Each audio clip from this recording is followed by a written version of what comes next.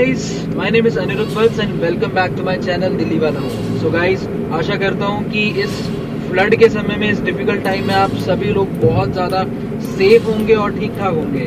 So guys, आज का blog कुछ ऐसा होने जा रहा है कि मतलब मैं अभी ऑन द वे हूँ। अभी मैं करनाल कोट यहाँ से जा रहा हूँ और GT रोड, आपने सुना होगा ग्रैंड ट्रंक रोड जो है NH1 इसको हम लोग कहते हैं। मैं उसी रोड पर अभी ट्रैवलिंग कर रहा हूँ। एंड गाइस, ट्रैवलिंग क्यों कर रहा हूँ? बिकॉज करनाल कोर्ट में आज अपने मैटर लगे हुए हैं। सो बेसिकली जो लोग मुझे जानते हैं, जो मेरे नियरेस्ट डियरेस्ट हैं, जो क्लोजेस्ट वंस हैं, तो वो मुझसे अक्सर ये सवाल करते हैं कि भाई ऐसा क्या करते हो कि आप हर एक दो दिन में बाहर होते हो, आउट ऑफ स्टेशन होते हो, वापस दिल्ली आ जाते हो, तो क्या काम है? सो गाइज, अलग अलग जगह पे अलग अलग केसेस हमारे असाइन होते हैं, मतलब डेट्स लगी होती है, तो हम उसी केसेस में जाते हैं। और अभी कैमरामैन की बात करूँ तो ये मेरी मदर ही हैं जो अभी वीडियो बना रही है। अभी एज ऑफ नाउ तो कोई एट द मोमेंट था नहीं, तो मैंने मम्मा से ही हेल्प ले ली। एंड क्या कहते हैं उसको, मतलब मोस्ट ऑफ द टाइम यार मैं अकेले ट्रैवल कर रहा होता हूँ, तो यार अकेले मतलब ब्लॉग कैसे बनाऊँ, तो वो तो मुझे अभी समझ नहीं आता। सो गाइस, अभी यहाँ से हम लोग जा रहे हैं करनाल कोट। करनाल कोट के बाद अब जहाँ पे भी जाएंगे, जैसे भी जाएंगे, हो सकता है हमें इसके आगे असंध भी जाना पड़े। और अगर असंध जाएंगे तो उसको भी व्लॉग में कवर करेंगे। भाई हमें करनाल से असंध जाना क्यों पड़ा, मतलब डाइसी है वो, एक कॉल पे डिपेंड करता है कि हमें वहाँ पे जाना है या नहीं जाना। अगर वो कॉल आ गया तो definitely we will go to the assigned place, right. And अगर कॉल नहीं आता है तो उसके आगे जो भी ऑन द स्पॉट प्लान होगा तो वो वीडियो में कवर करेंगे। एंड सॉरी कि थोड़ा बहुत वॉइस इधर उधर से आ रही होगी, बिकॉज आज मेरे पास माइक नहीं है, मतलब माइक है but I don't know why it is not working over here.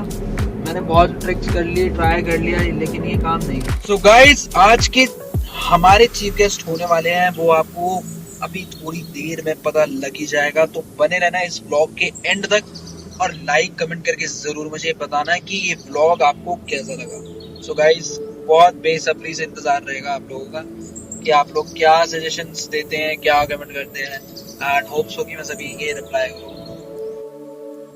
So guys, finally the wait is over. So guys, अभी हम पहुंच चुके हैं करनाल कोट। और करनाल कोट में जो आज आपको पता है कि व्लॉग इसके ऊपर होने जा रहा है, बहुत स्पेशल ये हमारा टॉपिक था। आज ही मैं अपने एक सीनियर काउंसिल, एक सीनियर एडवोकेट जिनका नाम है नितिन भारद्वाज, जो हमारे करनाल बार एसोसिएशन से वाइस प्रेसिडेंट है, आज उन्हीं के ऑफिस में यहाँ पे मैं पहुँच चुका हूँ। तो आज जानते हैं उनका कुछ एक्सपीरियंस और उनकी स्ट्रैटेजीज की लाइफ में, मतलब उन्होंने कैसे मेहनत करके वो आगे आए और कैसे वो मतलब इलेक्ट होकर के इतनी अच्छी पोस्ट पर आए और क्या कुछ उनके एक्सपीरियंस रहे। आज आइए जानते हैं।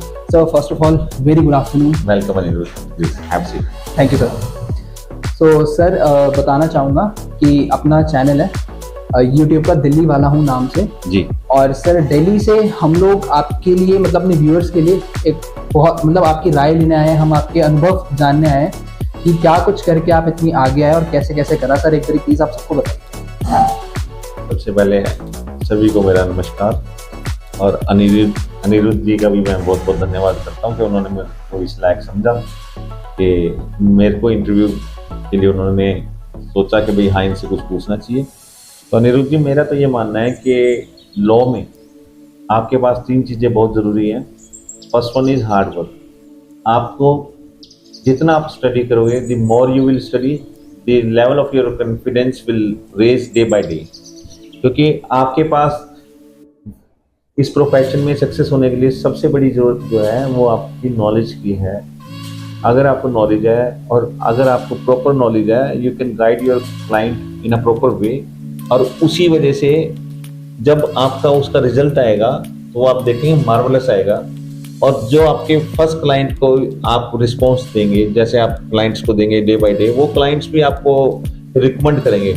मेरा ये मानना है कि सक्सेसफुल लॉयर वो है जिसको उसके क्लाइंट फर्दर सजेस्ट करते हैं कि भाई हमारे साथ प्रॉब्लम हुई थी, हमने वकील साहब को किया था, हमें रिजल्ट मिला है। जब आपके क्लाइंट ही आपके पास क्लाइंट भेजेंगे तो ये आपकी पहली पहचान है कि आप you are going on the right way, और आपकी कामयाबी का वो पहला माइलस्टोन वहीं से शुरू हो जाता है जब आपके क्लाइंट आपको रेफर करते हैं। सेकंड थिंग, हार्ड वर्क के बाद आती है लॉयल्टी। Yes sir. लॉयल्टी तो देखो, हम सामाजिक प्राणी हैं। लॉयल्टी तो हर रिलेशन में, जीवन में बहुत अपनी एक अलग स्पेशल जगह रखता है। जहाँ भी हम लॉयल होंगे चाहे अपने प्रोफेशन के प्रति, चाहे अपने क्लाइंट के प्रति या इस समाज के प्रति, तो लॉयल्टी तो आपको दूर से अलग, आपको एक अलग पहचान दिलाने में बहुत बड़ा रोल प्ले करती है। तो सिर्फ पैसा कमाना एक मकसद नहीं होना चाहिए। हमारे क्लाइंट ने हमें 1 रुपया दिया, 1 लाख दिया, 1 करोड़ दिया, वो एक सेपरेट इशू है, लेकिन जब उसने हमें अपना केस दे दिया and the moment he has signed for us his power of attorney, वो जो फेथ और ट्रस्ट उसने हमारे ऊपर किया है, तो हमारे ऊपर एक वजन आ जाता है, हमारे ऊपर एक दायित्व आ जाता है कि भाई हमें उसके विश्वास को कायम रखना है। बिल्कुल किसी भी स्टेज पे देखो केस चलेगा, अप्स एंड डाउन्स आते हैं केसेस में, बिल्कुल, लेकिन उस अप्स एंड डाउन से आपके छवि खराब नहीं होनी चाहिए कहीं भी। बिल्कुल सर। तो एक बड़ी अच्छी कहावत भी है कि you can lose a case but never lose a client. Case हार जाते हैं कोई बात नहीं, अपीलेट कोर्ट्स हैं, कोई बात नहीं, हो जाता है। देखिए क्लाइंट अगर आपका रिटेन रह जाता है, वो रिटेनिंग जो आपके क्लाइंट की वो प्रूव करती है कि भैया आपने अपना 100% एक काम को दिया है। थर्ड चीज आती है आपकी अवेयरनेस, विजिलेंट, कि आप कितने हो, आप कैसे अपने लॉ से अपडेट हो, जिस केस को आप पढ़ रहे हो।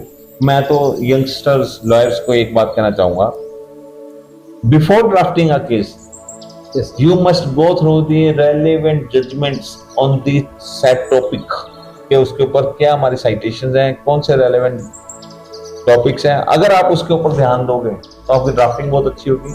बिल्कुल, आपको ये पता लग जाएगा किस केस को डालने का फायदा है या नहीं है, ये भी आपको वेरी Pros and cons आपको पता होने चाहिए। उसके बाद और अनिरुद्ध जी देखो, इस प्रोफेशन में टाइम लगता है, क्योंकि आपके पास पहला केस आया, it will take near about 2 or 3 years तो उसका रिजल्ट आएगा। पेशेंस इस प्रोफेशन की फॉरमोस्ट डिमांड है कि आपके अंदर धैर्य होना चाहिए। ये एक ऐसा प्रोफेशन है कि जो मैं मानता हूँ कि पैसे की भी कोई कमी नहीं है।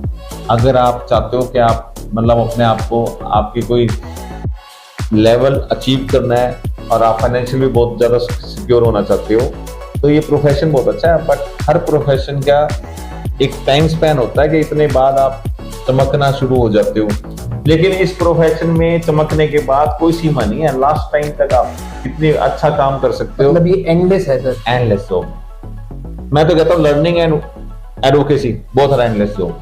लर्निंग भी ऐसा एंडलेस वो है, जिस मोमेंट आप ये सोच लो कि आई एम दी कॉम्पिटेंट, अब मेरे को जरूरत नहीं है, तो आप ये भी समझ लेना कि उस दिन आपको नीचे आना पड़ जाएगा और आओगे। लर्निंग और एडवोकेसी एंडलेस जॉब है, आपको लर्निंग में भी नहीं कभी छोड़ना।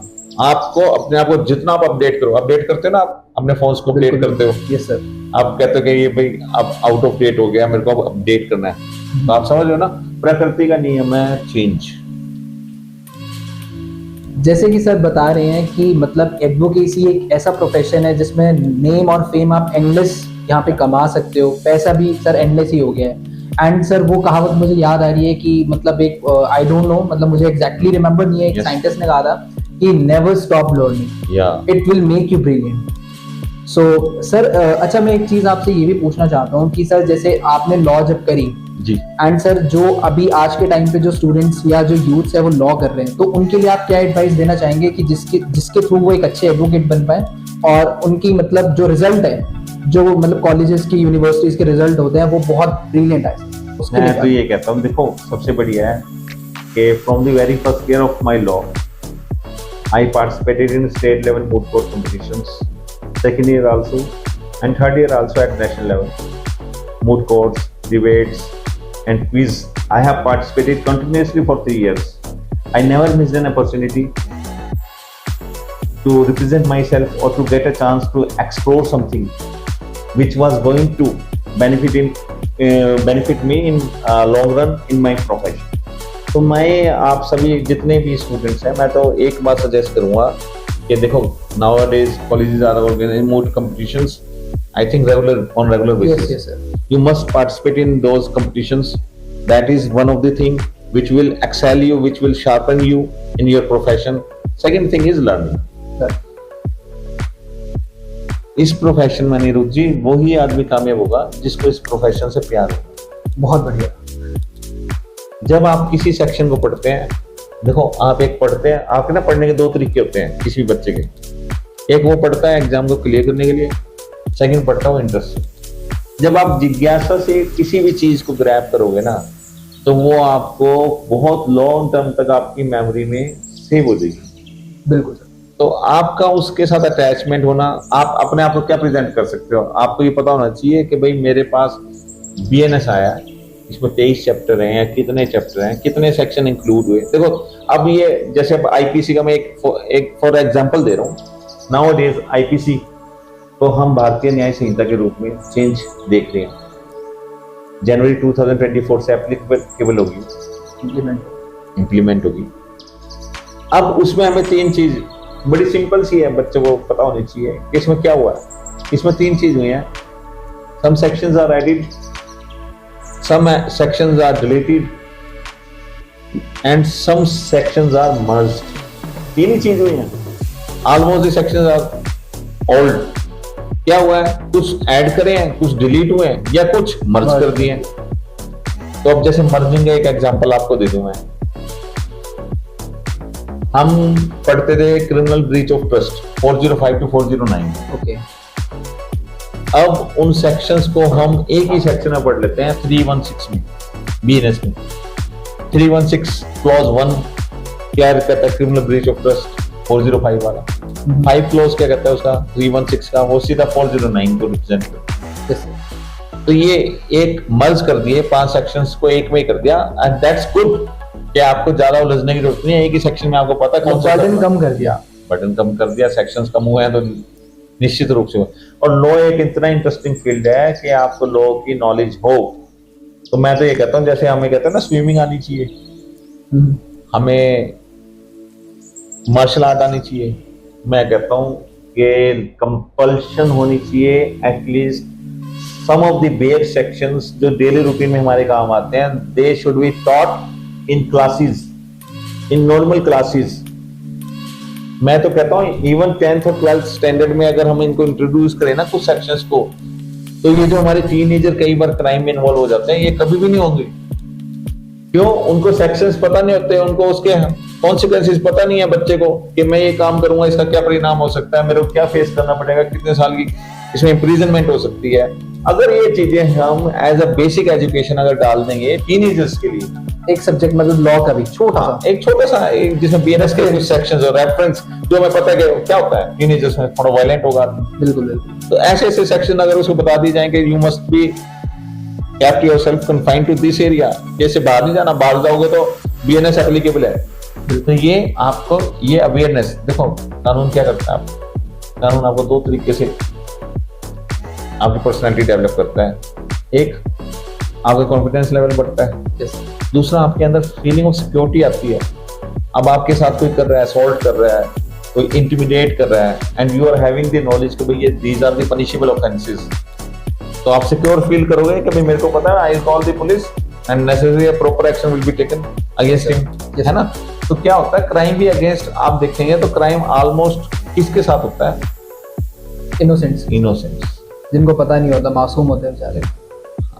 क्यों? वो बेचारे अंदर ही दबा लेते हैं, कई बार ये चीजें बाहर नहीं आती हैं, उससे उस क्रिमिनल का हौसला बढ़ता है, किसी और के साथ करता है, फिर किसी और के साथ करता है, ऐसे मतलब सर वो मतलब बढ़ते चले जाते हैं। या अगर ये इसी के साथ सर एक क्वेश्चन और है कि सर जैसे कि मैं मतलब पर्सनल लाइन पे थोड़ा सा एक क्वेश्चन रहेगा तो माइंड मत करना सर। जैसे कि एक नॉर्मल, जैसे आप कभी एडवोकेट थे, तो सर जब आप केस को फाइट करते थे या आर्ग्यूमेंट्स करते थे, और तो सर तब आपका क्या एक्सपीरियंस था, और जब आप इतनी अच्छी पावर में आए हो, जब आपके पास एक इतना अच्छा दायित्व वेग पद है, तो आज के टाइम पे एक्सपीरियंस क्या, मतलब कोई डिफरेंस आया है सर?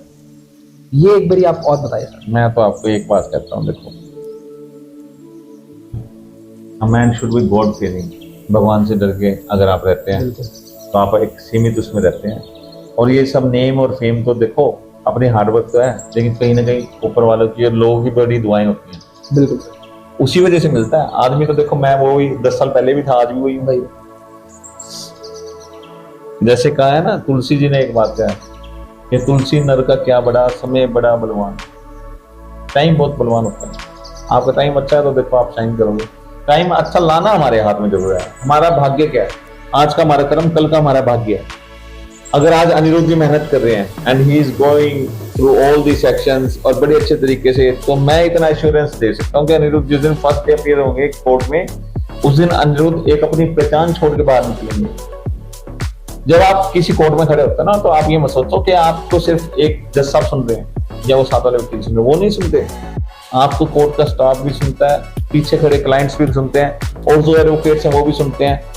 तो आप कभी भी कोर्ट में, मेरा तो एक मानना है, किसी से भी मेरे जीवन का अगर मेरी फिलोसफी मानो ना, सक्सेस की एक ही चीज है। मेरे फादर ने मेरे को सिखाया था कि जिस बच्चे का होमवर्क कंप्लीट होता है उसको टीचर कभी मारता पीटता नहीं है, ना डांटता है। बिल्कुल सही है। तो अगर आप कोर्ट में पेयर होते हैं, आप अपना होमवर्क करके जाएं। आप जिस टॉपिक पे बोल रहे हैं, जिस सेक्शन में बोल रहे हैं, उसके इंग्रेडिएंट्स आपको पता हो, आपको पता हो मेरे को क्या बोलना है, मेरा केस कहाँ पे, कैसे मैं इसको अपने क्लाइंट को बेनिफिट दिला सकता हूँ, कहाँ मैं अपने क्लाइंट का पक्ष रख सकता हूँ। अगर आपका होमवर्क कंप्लीट है, आपको कामयाबी जरूर मिलेगी। सो गाइस, इसी के साथ मैं एक चीज और ऐड ऑन करना चाहता हूँ कि जो नितिन भारद्वाज सर हैं, इनको मैं इन पर्सन जानता हूँ। मतलब इनके साथ काफी सारे केसेस में, आर्ग्यूमेंट्स में, और मतलब ऐसे कई सिनेरियोज में आना जाना मेरा और इनका एक साथ ही रहा है। तो मैंने इन पर्सन इनको देखा है, जो इनके टैक्टिक्स होते हैं, जो इनकी स्ट्रैटेजीज होते हैं, वो अनमैच्ड होते हैं। अनमैच्ड कैसे कि मतलब अगर ये कोई भी बात जज साहब को कह देते हैं, तो इनकी कन्विंसिंग पावर इतनी हाई होती है कि जज एक बार सुन के कहता है कि हाँ सर, आप लो सर, आप जो चाह रहे हो आपको वो मतलब कर देते हैं। एंड गाइस, मतलब पर्सनली मैं सर से काफी ज्यादा प्रेरित हूँ। एंड जिसको भी सर से मिलना हो और जिसको भी सर से कांटेक्ट करना हो, तो जरूर आप लोग हमारे पास आना और सर से मिलवाते हैं। नितिन सर है जी, करनाल में आपको मिलेंगे। एंड गाइस, इसी के साथ हम लोग अब इस व्लॉग को, मतलब जो सर का एक इंटरव्यू है, सर ने इतना सारा टाइम दिया, प्रीशियस टाइम दिया, उसके लिए बहुत बहुत एक मिनट लूंगा नीरज। हाँ बिल्कुल सर, आप कह रहे ना जज साहब को कन्विंस करने के लिए आपको लॉ की नॉलेज होनी चाहिए। मैं तो बस इतना कहूंगा, देखो कोर्ट को आप प्रॉपर, अगर लॉ के प्रॉपर सेक्शन पे आपकी नॉलेज है, आप तभी कन्विंस कर सकते हैं, और कोई रेमेडी और कोई तरीका है ही नहीं। आप अपने आर्ग्यूमेंट्स पे, मैं ये कहता हूँ कि पढ़ के जाओ, कानून को अच्छी तरह पढ़ो, बार बार पढ़ो, सेक्शंस की आपको डीपली नॉलेज होगी, आप कोर्ट को कन्विंस कर सकते हो। क्योंकि कोर्ट में सिर्फ लॉ से रिलेटेड ही बात पूछी जाएगी। अगर आपको उसके ऊपर मास्टरी है, तो you will excel in the profession.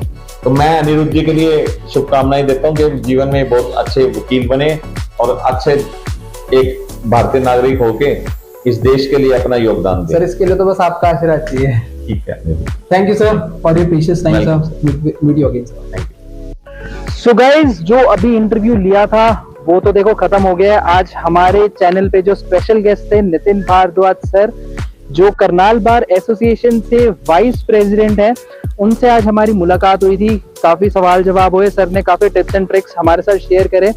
तो गाइज, पता है कि हम करनाल डिस्ट्रिक्ट कोर्ट आए हुए थे। आज हमारा कोई पर्सनल मैटर लगा हुआ था, दिखा सकते हो। अभी हम पार्किंग में खड़े हैं और ये सारा अपना कोर्ट का अंदर का एरिया प्रेमिसेस है, ठीक है।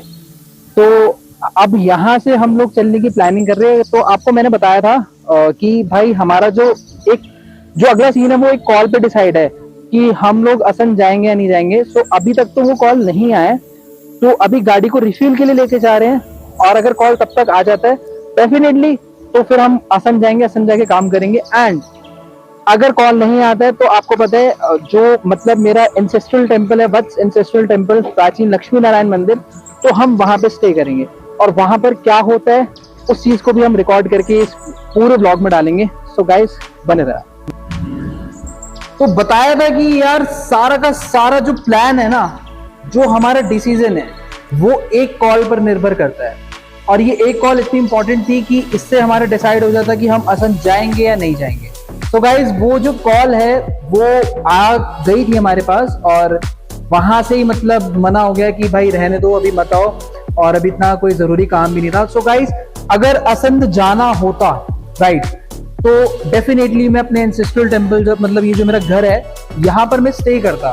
बट मेरा स्टे करने का अभी तो कोई सीन बन ही नहीं रहा है। इनफैक्ट कल की डेट में मुझे पंचकुला कोर्ट डेट पे मेरे को जाना था, एंड समहाउ वहां से भी मेरे पास कॉल आ गया कि अभी आने का कोई भी फायदा नहीं है, बिकॉज मौजूदा स्थिति, मौजूदा हालत को देखते हुए सरकार ने जितने भी रास्ते होते हैं वो बंद कर दिए, क्योंकि कहीं ना कहीं वहां पे भी फ्लड्स आ रहे हैं, बाढ़ आ रही है, और मतलब काफी सारी मतलब नेचुरल जो प्रॉब्लम्स होती हैं नेचर से रिलेटेड, तो वहां के लोग वो फेस कर रहे हैं, और इसी वजह से कुछ हाईवेज या स्टेट रोड है वो बंद है। तो गाइस, कल का भी सीन कैंसिल हो गया, असम जाने का भी सीन कैंसिल हो गया। इसी को देखते हुए जो हमारा तीसरा सीन था हमारे एंसेस्ट्रल टेम्पल में रुकने का, वो भी सीन कैंसिल हो गया। सो गाइस, यहाँ पर मैं अपना व्लॉग एंड करने जा रहा हूँ। And don't forget to yes subscribe my channel. आप लोग कमेंट करके जरूर बताना कि आपको ये ब्लॉग कैसा लगा। अभी फिलहाल मैं दिल्ली के लिए रवाना हो रहा हूँ। बाय।